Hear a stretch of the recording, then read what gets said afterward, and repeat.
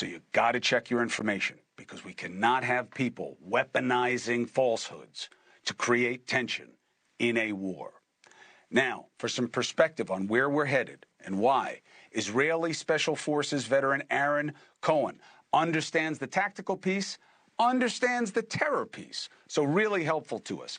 Thank you, first of all, Brother Cohen, for keeping us straight last night about how we look at the situation with the hospital, what matters, what doesn't, and now we're in a different place 24 hours later than we were then.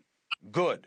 My big question for you is there a chance that a large-scale ground invasion may not be necessary in this situation?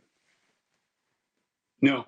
And unfortunately, I'm going to stick with that. The reason why is because there's 40,000 armed Hamas terrorists inside of Gaza. Chris, this isn't some faraway land where the United States sends troops, under the umbrella of the global war on terror post 9/11.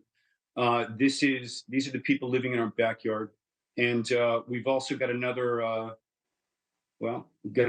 potentially 50, 60,000 Hezbollah terrorists in the north. So that's our front lawn, Chris. And it's terrible. It's the price that we pay to have a Jewish state. We say in Hebrew, which means we just pay a high price to have that Jewish state. It's the cost of doing business. But I wanted to address something that you brought up in your monologue, which I thought was very intelligent.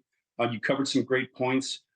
Talking about the OSINT, or the open source intelligence information that President Biden said, hey, we believe Israel.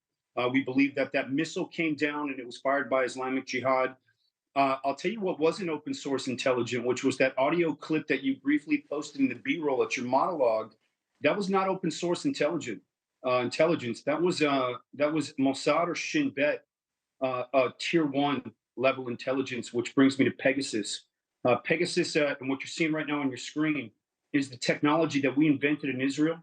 And it's the technology that we lease to the United States and to other countries around the world who support the global war on terror. And that audio file right there, whether or not it's not going to be exactly confirmed as to what source it came from, the fact that it was released by the Israel Defense Forces means that our intelligence agencies are listening. And the reason why we're listening, Chris, is because we've got over 200 hostages. We got Mia with that broken arm sitting in there. And if we do go into Gaza, which we might likely do at any minute, this could be within an hour, you and I could be having a much different conversation. It's going to be a very bloody battle in those tunnels.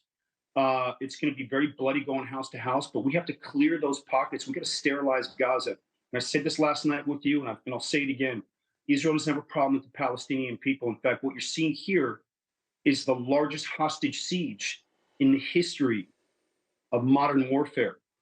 Over 200 Israelis dragged, raped, kidnapped, burnt babies, brought into Gaza into a tunnel system, which is incredibly complicated to be able to assault.